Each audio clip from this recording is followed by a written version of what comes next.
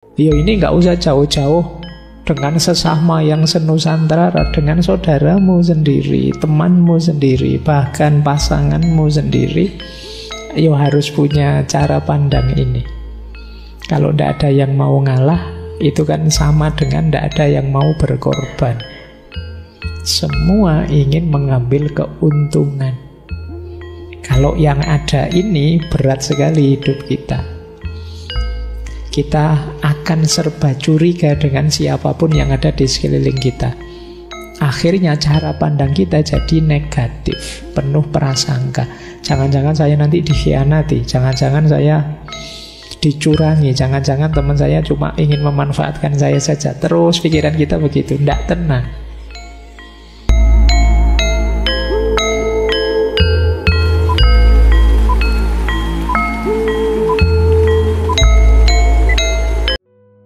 Assalamualaikum warahmatullahi wabarakatuh. Bismillahirrahmanirrahim. Alhamdulillahi rabbil alamin. Wa bihi nasta'inu ala umurid dunya waddin. Allahumma sholli wa sallim wa barik ala habibina wa syafi'ina Sayyidina wa maulana Muhammadin wa ala alihi wa ashabihi wa man tabi'ahum bi ihsanin ila yaumiddin. Amma ba'du. Bismillah. Mari kita lanjutkan lagi belajar kita. Kita lanjut lagi ngaji filsafat kita. Baik, bismillah. Malam hari ini kita belajar filosofi hidup Jawa. Istilahnya menarik, wani ngalah. Wani itu berani, ngalah itu mengalah. Jadi dari istilahnya saja agak menantang. Berani tidak kalian mengalah? Ya tentu saja setiap filosofi ada konteksnya, ada situasi yang melatar belakanginya. Jangan kesusu dibantah. Kita selami dulu apa maksudnya, apa maknanya. Baik, bismillah, kita mulai belajar kita tentang filosofi wani ngalah ini, yang menjadi salah satu senjata, menjadi salah satu cara pandang dunia bagi masyarakat Jawa. Kita lihat nanti sudut-sudutnya, nanti silahkan teman-teman pahami berarti pasnya untuk apa filosofi wani ngalah ini. Saya awali dari sini. Ini tembang mijil. Istilah wani ngalah dari tembang ini. Tembang mijil itu kalau dalam beberapa sumber disebut yang mengarang tembang mijil itu Kanjeng Sunan Kudus. Nah, tembang ini terkenal sekali. Ini mungkin sayangnya saya tidak bisa mocopatan. Kalau ada yang pinter mocopatan boleh bantu saya membaca tembang ini. Jadi ini salah satu rumusnya orang Jawa untuk hidup mulia. Jadi dedalane guna lawan sekti kudu andhap asor, wani ngalah luhur wekasane. Tumung kula yang yen dipun dukani bapang den simpangi, ana catur mungkur. Ini tembang ini mengajarkan kita untuk menjadi orang berguna dan sakti. Dedalane guna lawan sekti. Kesaktian di situ udah harus diterjemahkan kalian bisa jalan di atas air atau terbang apa-apa, enggak begitu. Mungkin lebih pasnya sakti itu punya keterampilan-keterampilan, punya keahlian-keahlian. Kalau orang Jawa kan ilmu itu ada hierarkinya. Salah satunya ada kanuragan, ini kasekten. Yang kalau zaman sekarang mungkin penerjemahannya kita bisa apa, punya skill apa, punya keterampilan apa. Kan ada, mungkin pernah saya sampaikan juga ya, tataran ilmunya orang Jawa itu.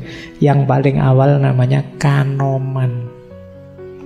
Kanoman itu kita menuntut ilmu level pengetahuan-pengetahuan dasar untuk hidup. Kalau sudah kanoman nanti baru kanuragan.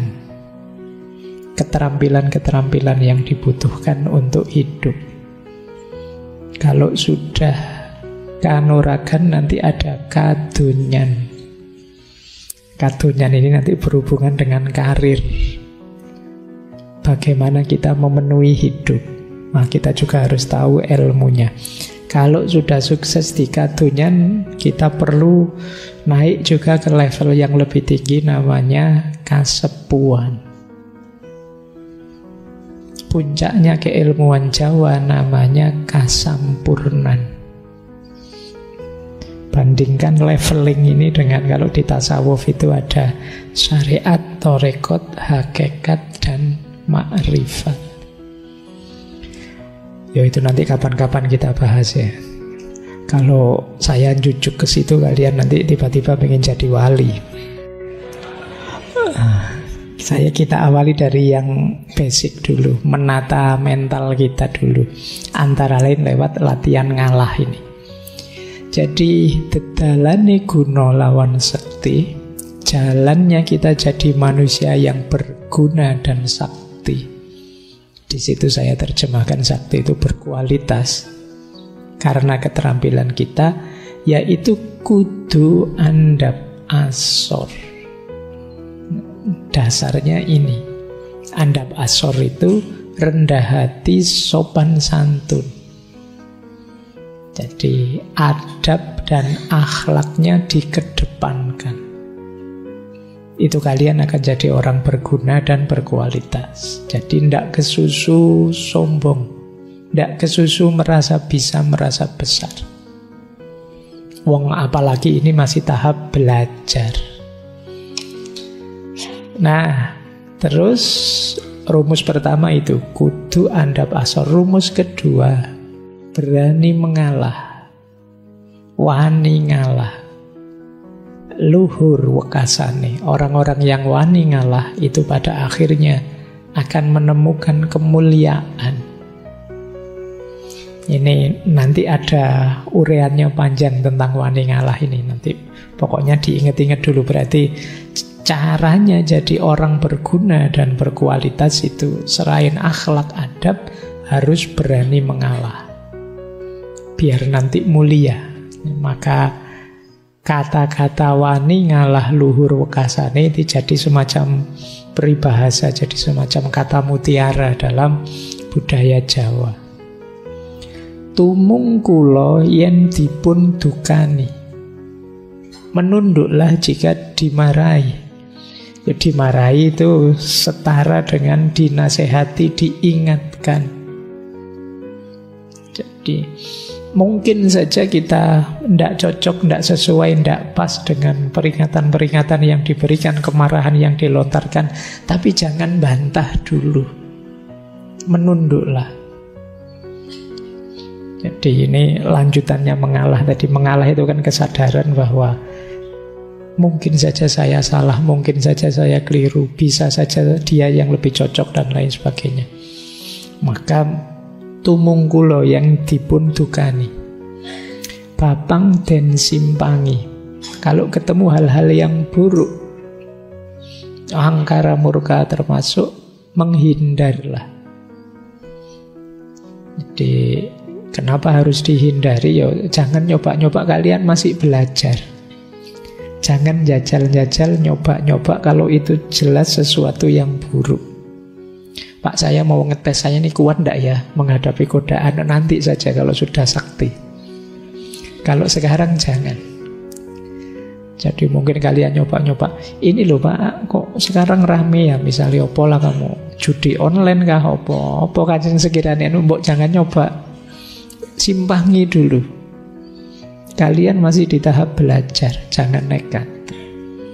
Jadi itu yang dimaksud bapang den simpangi. Ingin tahu saja kok Pak, ingin ngincipi sebentar rasa, enggak, ojo stop, minggir dulu. Jadi itu yang dimaksud bapang den simpangi. Kalian belum tangguh.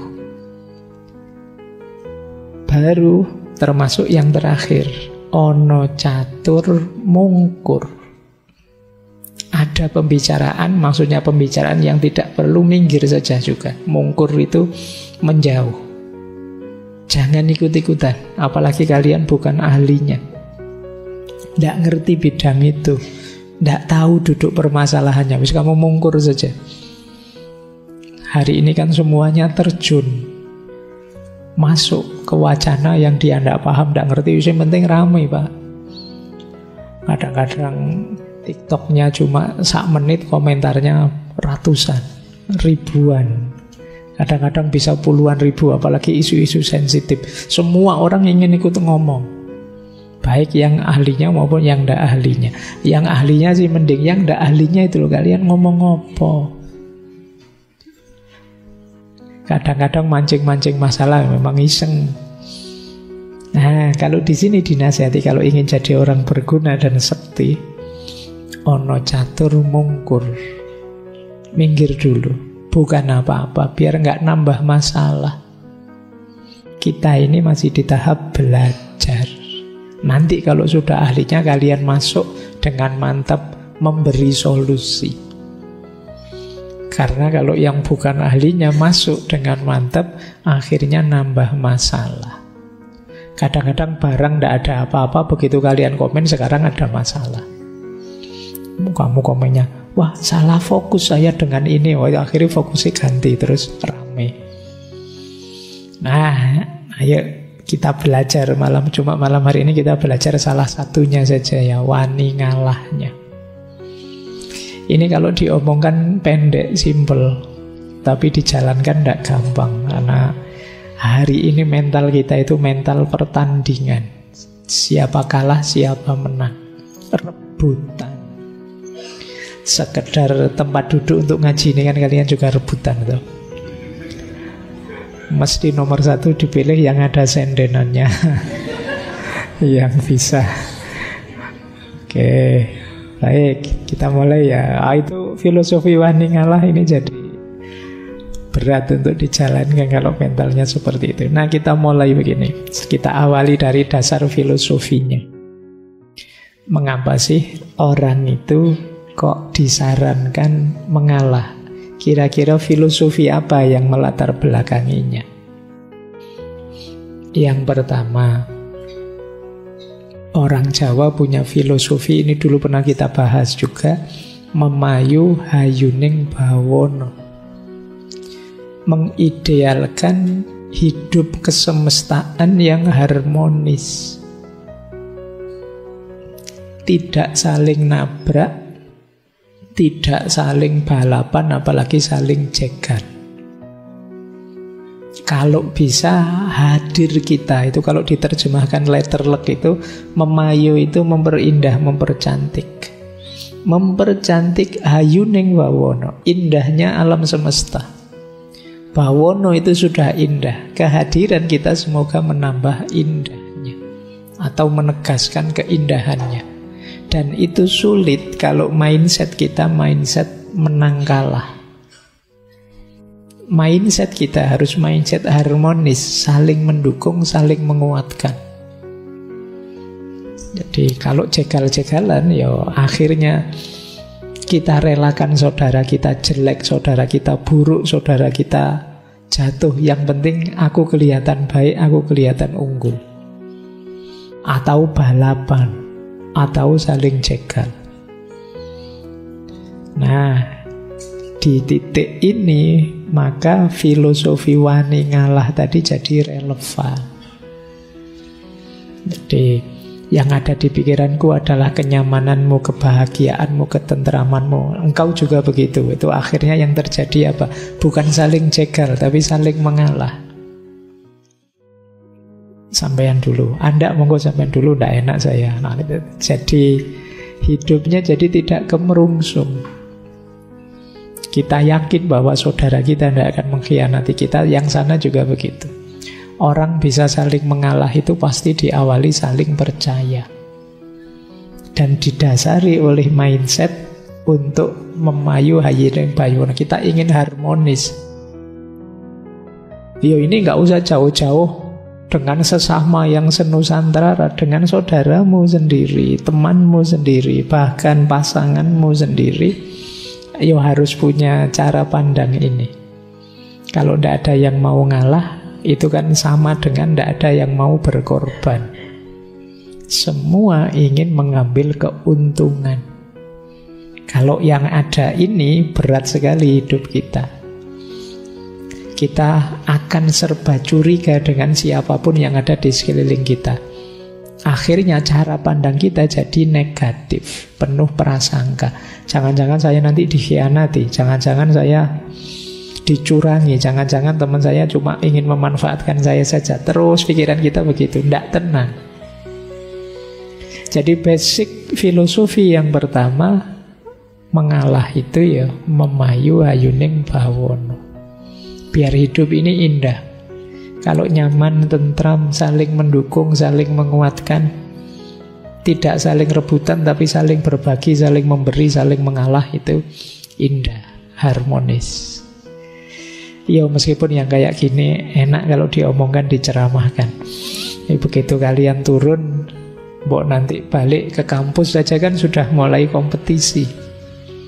Kalian masuk kelas sudah mulai lirak-lirik, ini temanku kemarin dapat A atau dapat B ya.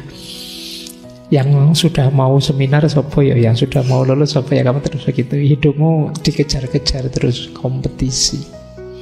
Nanti begitu lulus ganti, kamu lirik kiri lirik kanan, yang sudah nikah sopo ya. Nanti begitu nikah, nanti baru lagi yang sudah punya anak duluan, yang mapan duluan ya siapa. Kamu kompetisi tidak ada habisnya. Sampai nanti usia tua 60-an, 70-an, kamu juga masih lirik-lirik. Ini yang mati duluan sopo ya. Loh, kapan kamu istirahatmu, menikmati hidupmu, tiap hari kompetisi?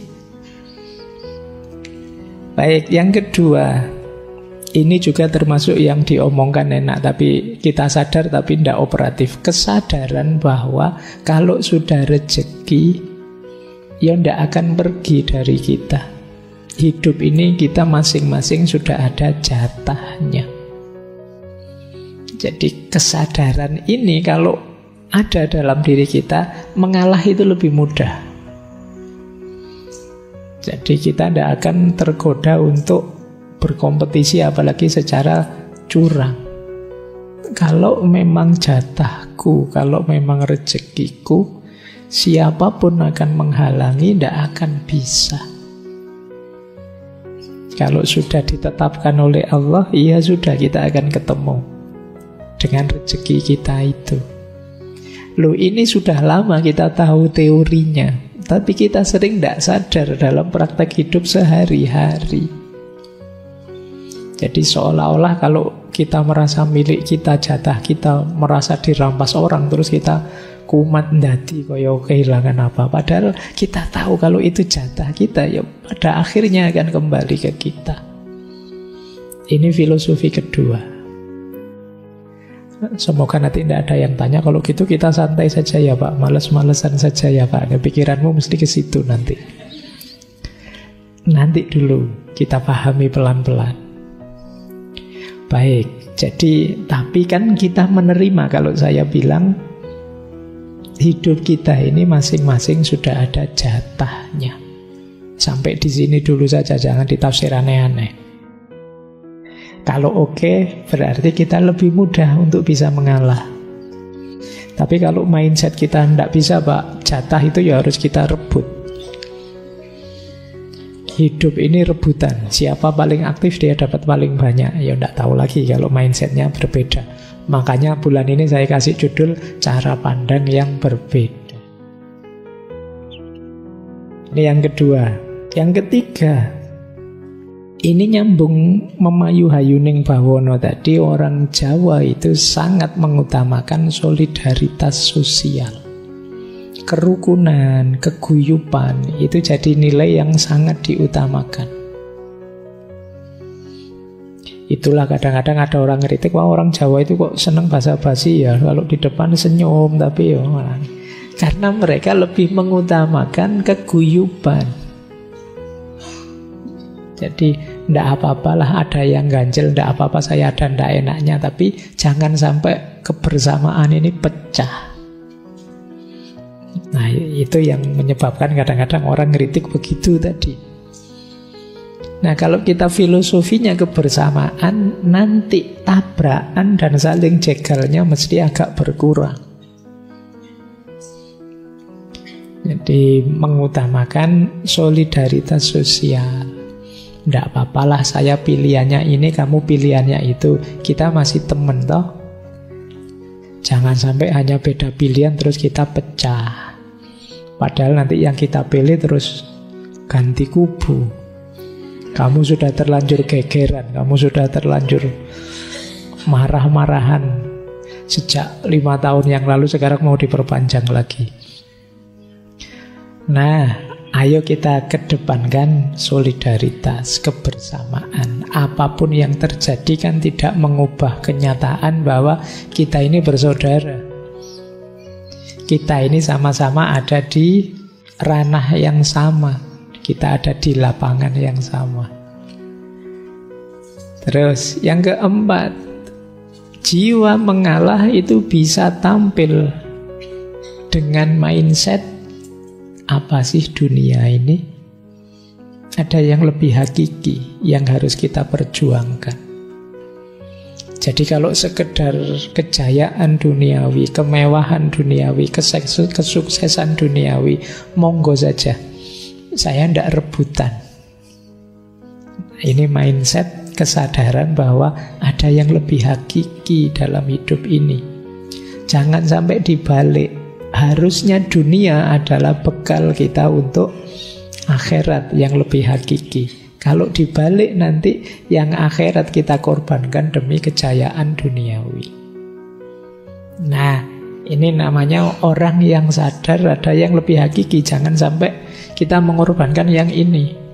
Bahwa kita harus memperjuangkan pilihan dan aspirasi kita, iya. Tapi jangan mengorbankan yang lebih hakiki. Misalnya terus kalian bikin berita-berita hoax, itu kan mengorbankan yang lebih hakiki. Kamu tahu bahwa itu bohong, tapi kamu blow up saja, mumpung menguntungkan pilihanku. Nah, ini berarti kesadaran ini tidak ada di kalian. Kalau kesadaran ini tidak ada, sulit orang ngalah. Jadi orang ngalah itu karena sadar yang dia pasrahkan, yang kemenangan yang dia berikan ke yang lain, itu bukan sesuatu yang hakiki. Monggo sajalah, kalau cuma uang, kalau cuma ketenaran, kalau cuma kejayaan, kesuksesan duniawi, monggo saja. Saya ndak kemerungsung untuk rebutan di situ. Nah, ini kesadaran akan yang lebih hakiki. Kemudian ini juga kuat di Jawa, rasa malu dan harga diri. Malu kalau saya ini kelihatan kemerungsung sekali, kelihatan semangat sekali mengejar yang duniawi. Nah, ini rasa malu. Nah, malu saya kalau masih tergoda dengan yang itu, malu saya. Malu ini sebenarnya kelihatan sederhana, tapi kalau dalam dunia tasawuf ini makomnya tinggi. Orang bisa jadi orang baik itu antara lain karena masih punya rasa malu. Pingin sih ya korupsi, tapi malu Nanti kalau ketahuan betapa jatuh hancur semuanya. Nah, ini rasa malu. Boleh nanti kalau ada yang ingin nulis tesis ya, malu sebagai solusi pemberantasan korupsi misalnya. Nah, karena orang kalau sudah tidak tahu malu itu sulit direm. Yang bisa ngerem merasa dalam dirinya sendiri, rasa malu tadi. Makanya dalam tasawuf itu ada makom namanya muraqabah. Makom muraqabah itu makom seseorang yang merasa diawasi terus oleh Allah. Karena merasa diawasi terus oleh Allah, maka dia merasa tidak nyaman, malu kalau melakukan yang buruk-buruk. Jangankan yang buruk-buruk, yang tidak pantas saja kadang juga malu. Kenapa? Sadar bahwa Allah selalu lihat saya. Meskipun di kamar sendirian, tidak satu pun orang tahu, tapi kan Allah tahu ya, malu nanti. Meskipun tidak ada CCTV-nya, tapi CCTV-nya Allah kan selalu on. Nanti di akhirat diputer. Malu kita ya kalau dilihat. Nah, ini rasa malu. Rasa malu ini menguatkan kita untuk tidak terlalu diburu, digoda oleh dunia, sehingga kita mudah untuk mengalah. Jadi ini basis filosofinya. Yang terakhir, kenapa orang Jawa mudah mengalah? Karena dalam tradisi dan cara pandang Jawa, manusia itu disarankan memperbanyak tirakat. Jadi ini menarik. Tirakat itu semacam, kalau ada yang pahit dan yang menyenangkan, saya pilih yang pahit dulu demi kesenangan yang lebih panjang. Itu logikanya orang tirakat. Seperti orang puasa. Saya punya uang sih, makan sehari 3 kali bisa, tapi saya milih puasa saja, biar nanti bisa buka puasa. Ini tirakat. Tidak apa-apa kamu menang dulu. Kalau kamu kemerungsung sekali pengen dapat, monggo, saya terakhir saja. Ini kadang-kadang dalam konteks tirakat. Bisa sakti dan lain-lain tadi itu ya jalannya tirakat tetap. Ya istilah tirakat mungkin dekat dengan bahasa Arab, meninggalkan.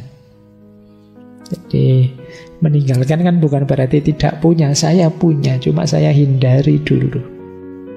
Itu tirakat. Saya masih ingat dulu saya pernah menjelaskan ini, tapi lupa di sesi apa.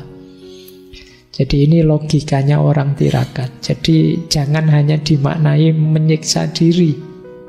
Pak, ndak zamannya Pak tirakat itu Pak. Sekarang fasilitas hidup banyak, ngapain tirakat-tirakat segala. Ndak, tirakat itu adalah latihan. Dalam rangka apa? Ya biar kualitas diri kita tambah meningkat. Orang itu kalau sudah latihan kan terus tambah tangguh. Latihan apa? Latihan tidak tergoda oleh hal-hal duniawi. Tirakat itu puasa, tapi tidak untuk melemahkan diri, tapi demi daya tahan. Ini menarik. Logika seperti ini kalau dalam falsafah Cina ada istilah yin yang. Yin yang itu kebalikannya. Puasa itu kan harusnya lapar, kita jadi lemah. Tapi uniknya puasa itu membuat kita tambah kuat, daya tahan kita tambah hebat. Sama seperti melekan. Melekan tapi dalam rangka nanti kalau kita tidur bisa lebih nyenyak. Nah, ini menarik logikanya. Sakit tapi demi lebih sehat. Dalam hidup ini banyak kita harus milih sakit dulu untuk lebih sehat. Jogging itu kan capek, sakit, tapi kan biar kita lebih sehat. Minum obat itu kan pahit, tapi kan demi lebih sehat. Kalian menghindari minyak-minyak itu kan pahit. Wong minyak itu gurih, enak. Apalagi daripada ndak makan nasi, mending kan kamu sering begitu, ndak nasi, ndak gorengan, ndak itu kan sering menyiksamu. Tapi dari sakit ketersiksaan itu melahirkan kesehatan. Jadi sunnatullahnya orang hidup itu begitu. Yo yang ndak mau sakit, yo nanti akhirnya panen penyakit. Yang bisa menahan rasa sakit sementara, dia akan sehat sampai ke depannya. Ini logika semacam yin yang. Hidup ini memang bolak-balik seperti itu. Baik, jadi kalau kalian tidak bisa dicegah kenikmatan sesaatmu, ya siap-siap kamu akan dapat sakit jangka panjang. Tapi kalau kamu bisa mempuasakan dirimu sebentar, menahan ini, itu, yang itu sebenarnya tidak enak, menyakitkan, tapi kamu dapat kesehatan yang jauh lebih panjang. Ini logikanya orang tirakat. Masuk kalian tirakat, ninggal gorengan saja tidak kuat. Ya dikurangi lah. Kalau biasanya sehari gorengannya sak piring, ya nanti jadi setengah piring. Atau jangan digoreng, dikukus saja seperti kata. Ya, lo kan itu lebih sehat.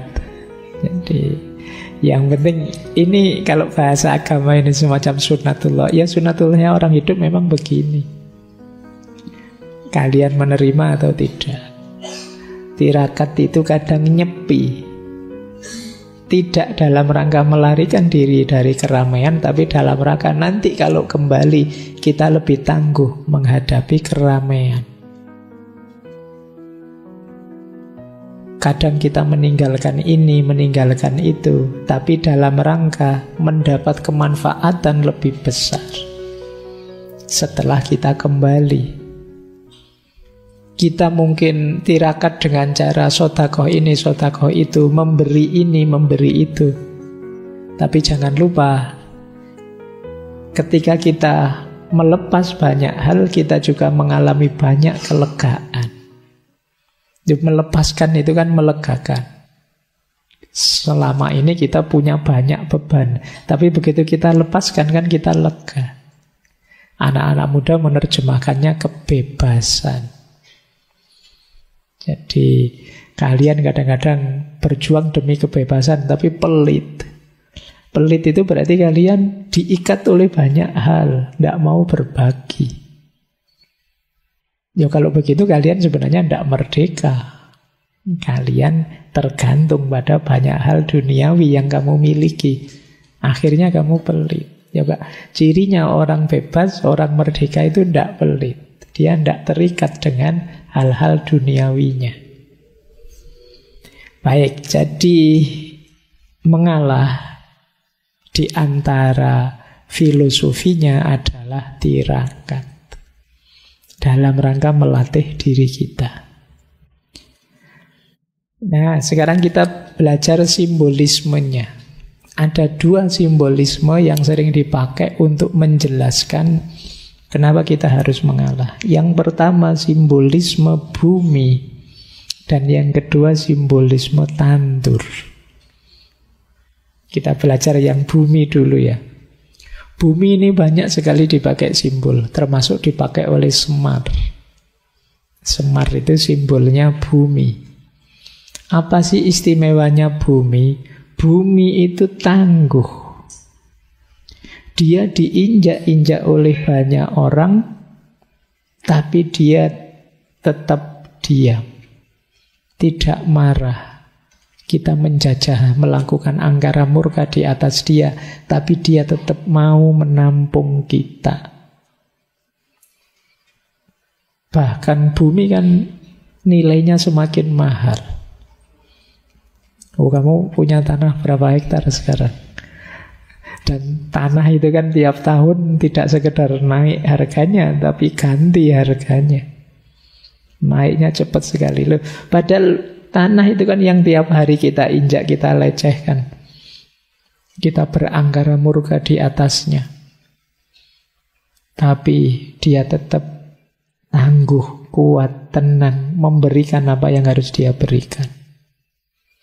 Bumi itu hebat. Semua unsur yang lain ada dalam dirinya. Bumi punya api, punya air, punya angin. Tetapi dia tidak pernah sombong, tidak pernah pamer-pamer. Itu bumi. Semua makhluk hidup tergantung pada bumi. Tumbuhan, hewan, manusia. Apalagi kita dalam banyak hal sangat tergantung pada bumi. Bahkan yang kotor-kotor bisa dijernihkan. Air kotor kita buang pada dia. Pada akhirnya dia membalasnya dengan memberi yang jernih. Kalian kalau ke kamar mandi kan, yang kamu persembahkan untuk bumi kan yang kotor-kotor. Toh begitu dia memberimu yang baik-baik, yang jernih-jernih. Oh, itu simbolisme bumi. Nah, kalau kalian bisa, belajarlah dari bumi. Latihanlah jadi sosok yang tangguh. Diinjak-injak, diangkara murkai, tapi tetap teguh. Tidak baperan, tidak cengeng, tidak mudah mengeluh. Dilempari orang dengan keburukan-keburukan, tetap memberikan kejernihan-kejernihan. Punya banyak kemampuan, punya banyak modal besar, tapi tidak pamer. Kita berbagi apapun yang menumbuhkan, yang produktif, menghasilkan. Jadi ini cirinya bumi. Ayo kalian latihan ya, jadi ardun, jadi bumi. Saya lanjutkan, jadi orang yang mengalah itu orang yang punya mentalitas bumi. Dia tidak berpikir kenyamanannya, dia tidak berpikir keberhasilan, kesuksesan, kebesaran dirinya. Dia puas dengan bisa melayani dan memberi yang terbaik.